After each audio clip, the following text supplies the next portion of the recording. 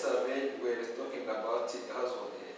Here we are talking about the fact the household head, the wife, and also other relatives. So what if the household head suffered from the psychological problem in the past, and also the wife suffered the same problem in the past, and then we want to confirm whether our hypothesis is relevant. So as we can see from the random effect, also from the fixed effect, we can see that the estimated effect of ever psychological wellness is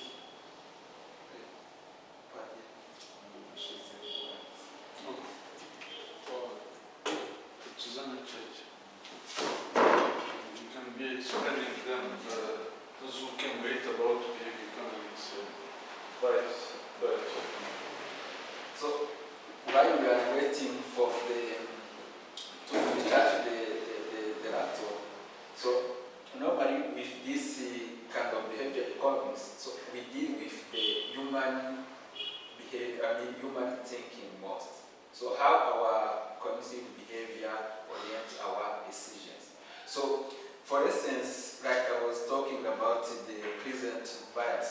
So for instance, if you go there, someone is coming in front of you and say, so you are in need of money, and say, I'm going to give you 100,000 now. But if you can accept, I can, instead of giving you 100,000, probably I will give you 105,000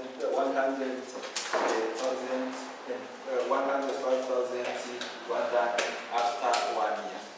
So the higher probability is that you will automatically go for the present proposal.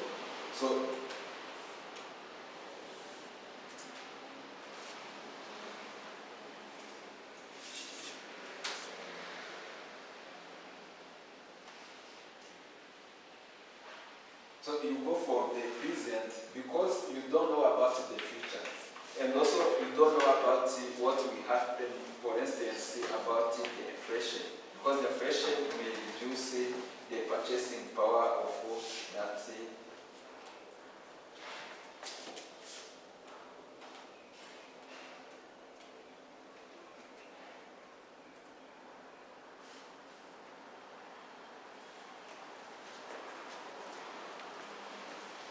Reduce the purchasing power.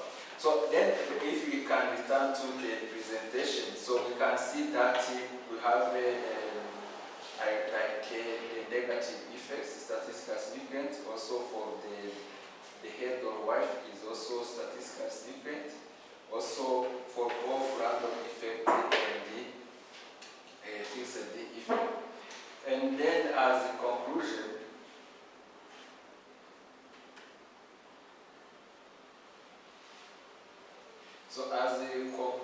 then we can conclude that the hypothesis that childhood psychosis is the generative altruistic attitude as individual age is now correct. So this the post implication of this one means that if the society, if current society, the most of the population have suffered from the psychological problem in the past, then there is a lower probability of income redistribution because they will not be generous to others. So then also they will tend to, to consume all the savings as long as they are living. They will not plan for living equals to the relatives. So this is the most, outcome from this empirical example. So I don't know if we can go to the example related to the context of Rwanda. If anyone has any questions before we go to the particular case.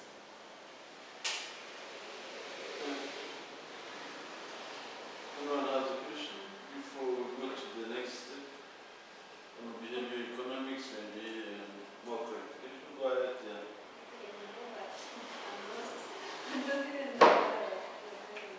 Yeah, if you will explain now.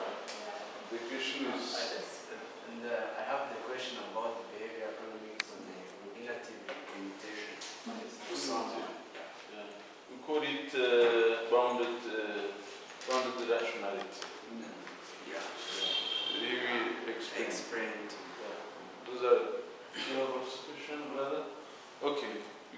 answer those. So first, if I can go from the radio as the question. So here we are talking about behavior economics.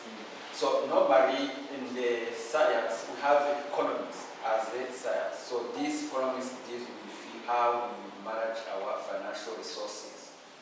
Also, as the behavior, normally we are talking about other social sciences like psychology, like culture, like anthropology. Because if we are in the economies, we care about the rationality, isn't it? But most of the time, our rationality are influenced by the other factors, the other contexts that we cannot control. If we can go to the culture, so for instance, if let's say I'm Muslim, I have some species that I cannot consume, right? If I'm kind of protest, I cannot consume alcohol, right?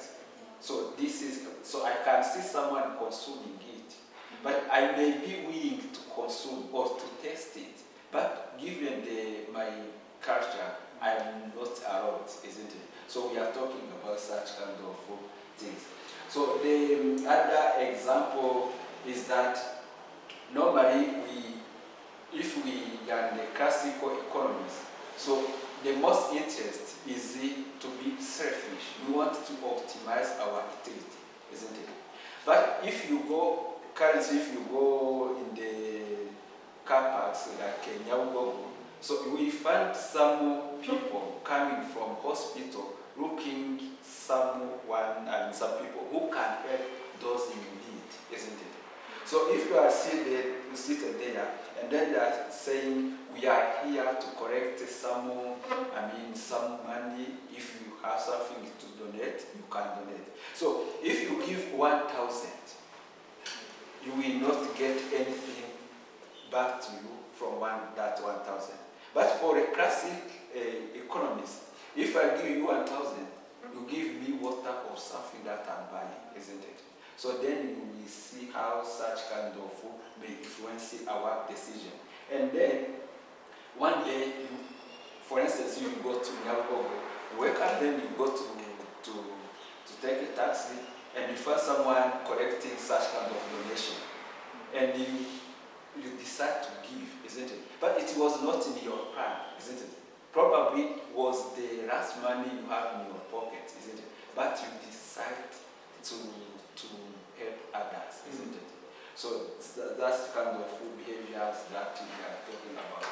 Also, if we go into the business things, so you can go in the supermarket. So the way they are arranging things and the way they attract people.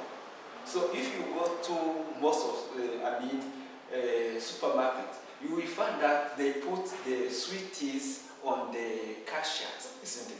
Yes. Because they know that if someone is coming with kids they like sweets, right? Yes. So then they will be forced to buy them. Is it they kind of influencing the behavior? Also, we can use the example for advertisement, right? So if you are advertising, probably you can hear from the radio advertising something and then you decide to buy it. Also, you go into the market and then we thought probably you are going to buy, let's say, water, let's say something else. Then you find someone saying, oh, I'm saying this, the price was discounted like this one. Then he's influencing your behaviors, isn't it? However, for a classic economy, if I go for water, I just buy water and go back, isn't it? So then you can see how such kind of thing is related. So if I come back to the question from the cognitive limitation, so normally the behavioral science recognize how weak we are in taking decision based on the thing we are having in our minds, isn't it? For instance, if I'm here and I want to take a decision, I will first think, how will you react from my decision, isn't it? So such kind of thinking about the others will limit me on how what decision I can take, isn't it? This is what you call the biases, the cognitive biases, isn't it? So I was supposed to take this decision, but I'm taking a different decision because you are here, isn't it? So this is, also there are many cognitive biases, like overconfidence, right? So for instance, if we can take a very simple example of overconfidence. So let's say you are a student, so you sit for the exam, and you expect to pass the exam. And when the result is out, you find that you have failed the test, isn't it? So then, but before publishing the result, you were telling your colleagues that you have passed, you will pass, you have done this and this. Probably you are expecting 70%, you are expecting 80%, but when the result is out, you have a 40, 20 out of percent. So then you can see how those are kind of biased. So if we can go into the business, so kind of over biases. So we can take a very simple example from our context. So do you know Chinazi industry? Yes. So you know Chinazi industry. So currently Chinazi industry, they are saying they work on the 30% of its capacity, isn't it? Because when implementing the project, everyone was overconfident. Ruhango is a seat of cassava, isn't it? Cassava is there. But once the investors start up kind of producing the cassava flour, they found that there's not enough cassava. So that is kind of overconfidence, isn't it? So now they are operating below 50% of the capacity. So mean that instead of making profit, they are losing because of that kind of overconfidence bias, isn't it? So there are many cognitive limitations in this behavior of economics. So if there's no other question, maybe we can go to other slides. Let's proceed. So now the slide we are going to talk here is to relate we take some examples as I was telling you and relate to the context of Rwanda and see how can we use behavioral economics to help Rwanda, right? So normally, how behavioral economics can help Rwanda? So then the behavioral economy can help Rwanda in many ways. So when the human being fail to act the way economic model predicts, isn't it? So this results in the cognitive behaviors. So currently we have many initiatives. So we have many, goods to the society. But can you imagine? So we have this health insurance, community health insurance. But why households don't buy them? Why are they forced to buy them? Is it because it is for the benefit, isn't it? So the question you have to buy health insurance, but you are resisting. Probably you have some other cognitive limitations, isn't it? You are saying, oh, this money I can use to buy this health insurance. Probably I will use it to buy food, I will use it to pay a scholarship, I will use it to pay someone school fees. So then in this one, we will talk about generosity and the self-praise. So then this generosity, so if you can go from your families or can kind of speak with your friends, so how much do you send back to your families, isn't it? So if you are here, you probably have a job, how much do you send back to your family? So if you can send something to your family, this is generosity, isn't it? Probably the money you send back to your family in rural areas, they will use it to buy such kind of health insurance, or they will use it to pay the school fees for your relatives, isn't it? Also, we were talking about the overconfidence, and also we have a self-control problem. So if I can use some examples, probably this generosity is normally known as altruism, and has been many economists has tried to incorporate in the model of microeconomics, but there is still a gap because this is related to cognitive behavior. It's something that you cannot kind of measure it. So if we can use the case of Rwanda, so some experiments on whether exhibiting altruistic attitude can impact the distribution in Rwanda. So if we can say probably, if you can decide to make a research on whether being generous can affect income distribution in Rwanda, then you may recommend the policymakers in Rwanda on implementing policies that can stimulate the altruism among the Rwandans.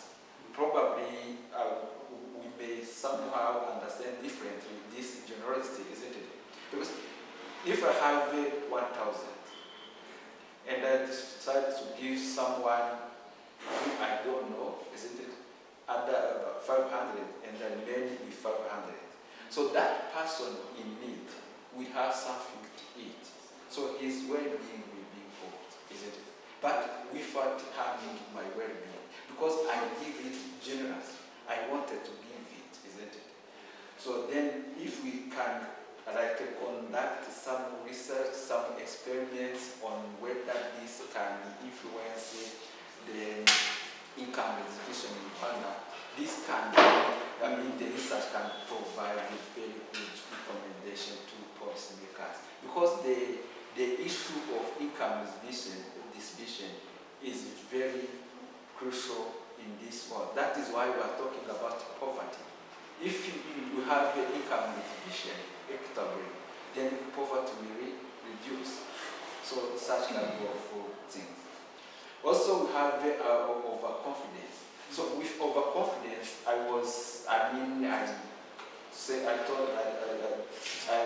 talked about the example of some industries that are working under the capacities in Rwanda. For instance, we're talking about the Chinazi industry.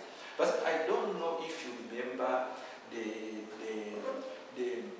industry opened in Musanze for chips, to make chips. Yes. Yeah.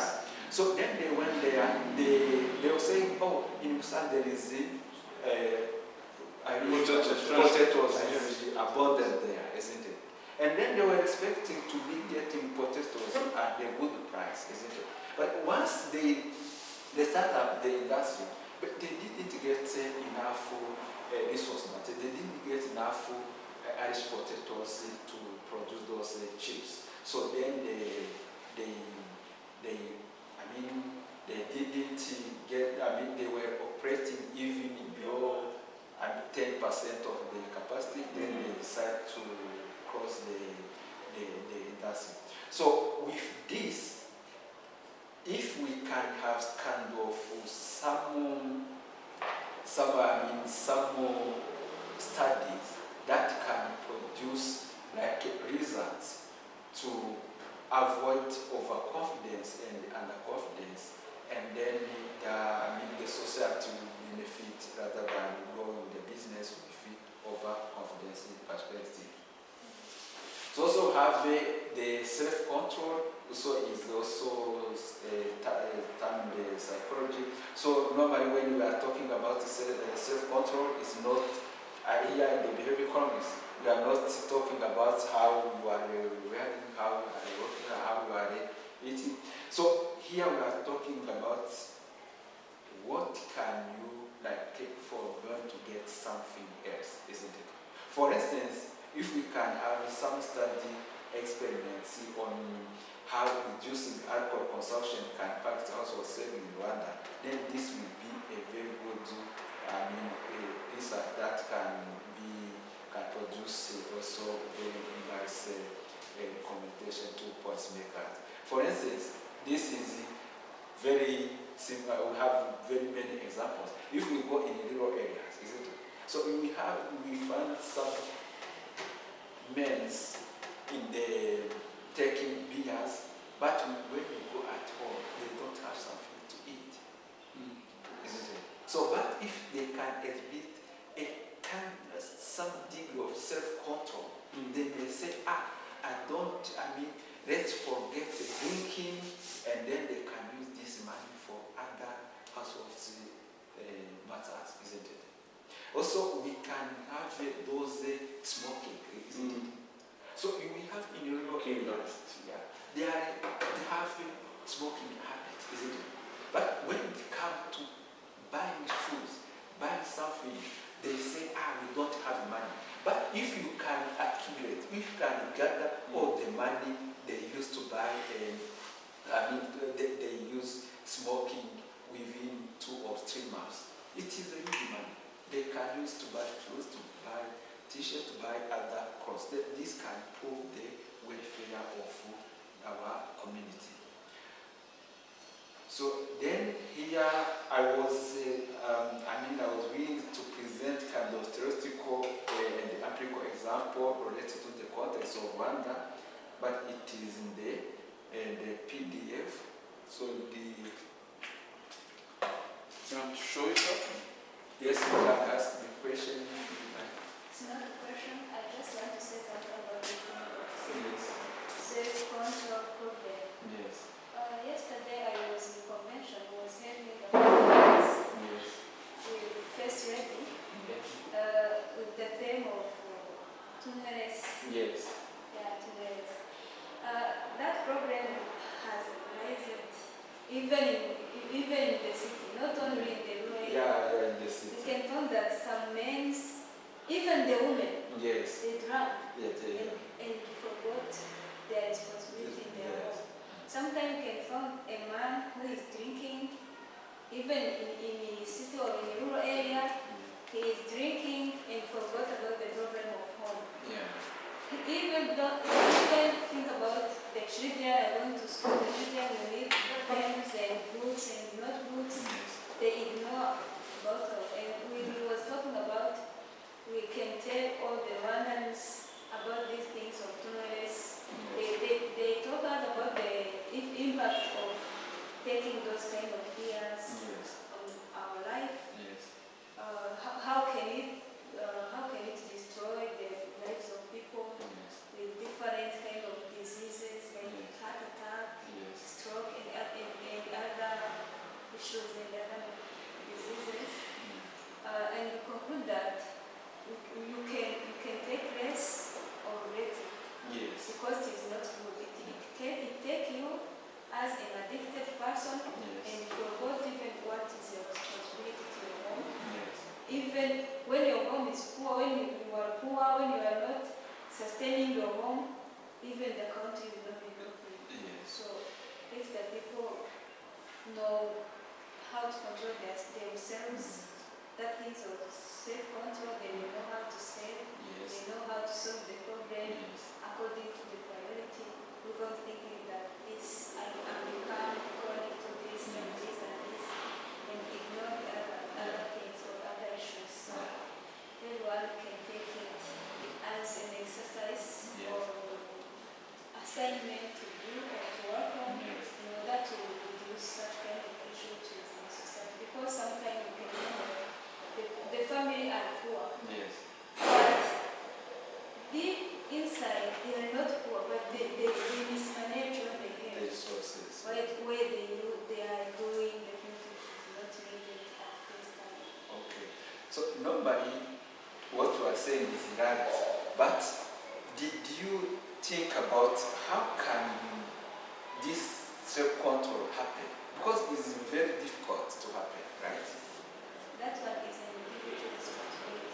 That is not individual responsibility because it is kind of cognitive area. So let's say I don't know if do you have someone, do you have a friend of yours who drink?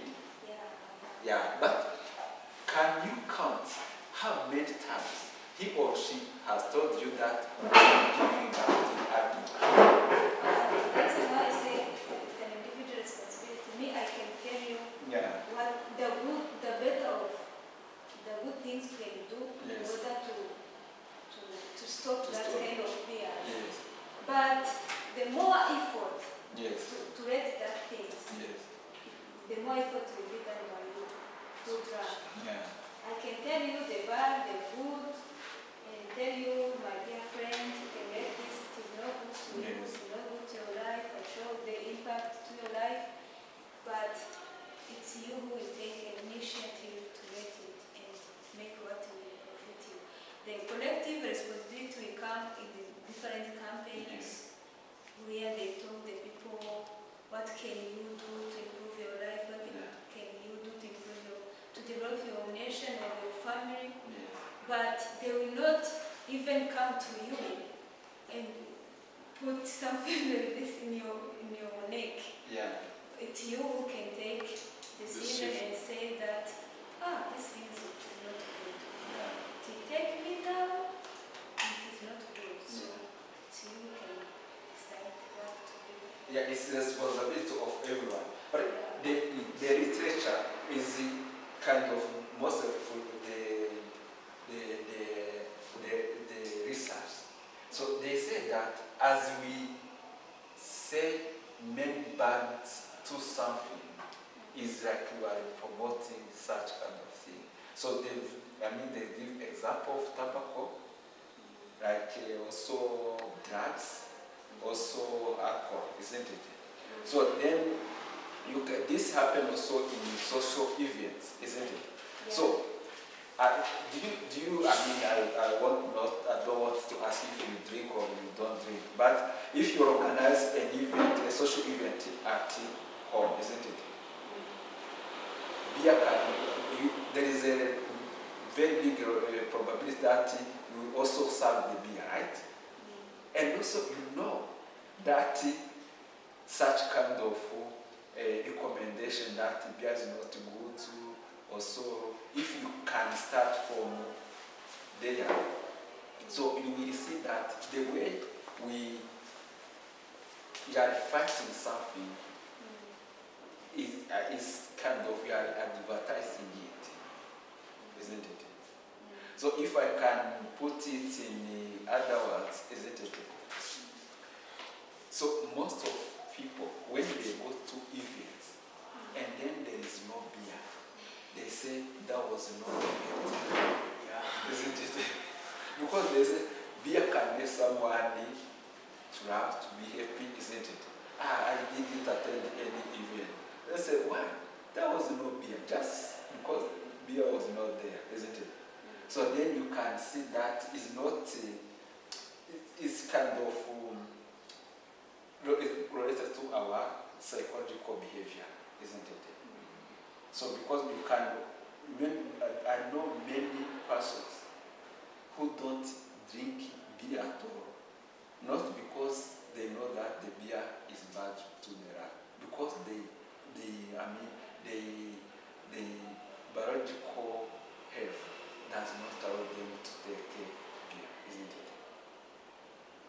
And do you eat pepper? But you know many others who don't, isn't it? Yeah. So now if I can go back to the example. So here the example I'm going to give you is related to the game theory in the behavior economics. So it's kind of dictator game. So I'm not going to go through all the slides because I know that we have some kind of complicated kind of models in there.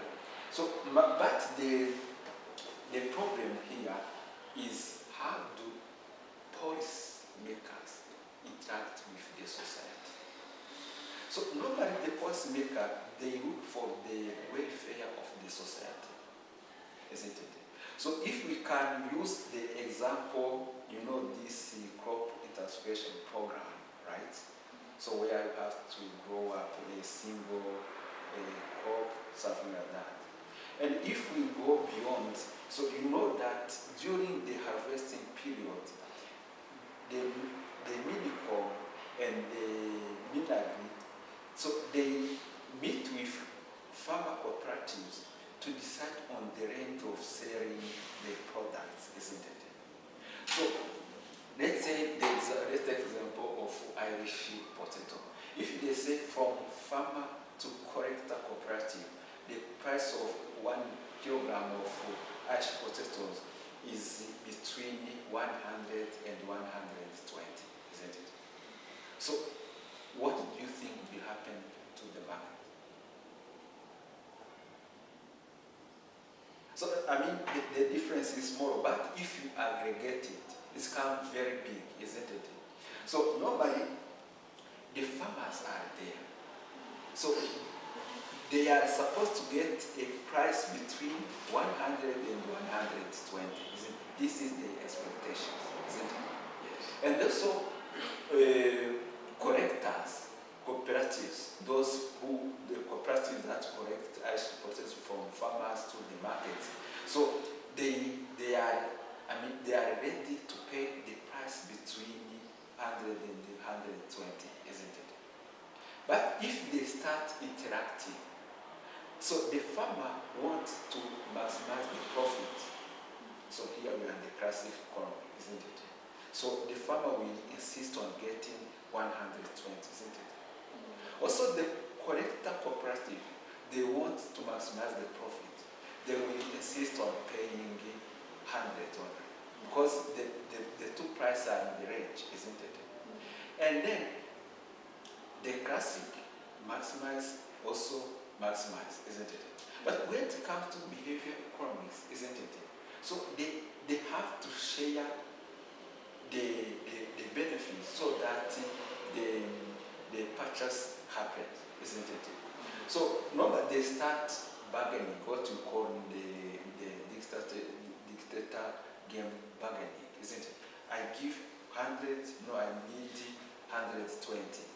I give you 105, no, I need 150. Afterwards, the price, the average price will be 110, isn't it? But with that 110 will be the fair price. So if you remember, when we have seen this fairness concept, isn't it? Like equitable distribution. So then they are in the middle. They wanted to share, isn't it? But this is not what will happen. Because the collector cooperatives, they know that 100 is still in the basket of the price that they can offer to the farmer cooperatives. They will insist on offering 100, isn't it? So as the farmers are selling perishable products, isn't it? And then they will not be able to consume all products in one single day. They will be forced to sell at the 100 price. And then the collector cooperative will get more profit, and then the farmer cooperative will get, will lose, isn't it? So that is why, the most conclusion for this paper, so it's kind of when the policymaker are implementing a such policy, isn't it? So they have also to implement other mechanisms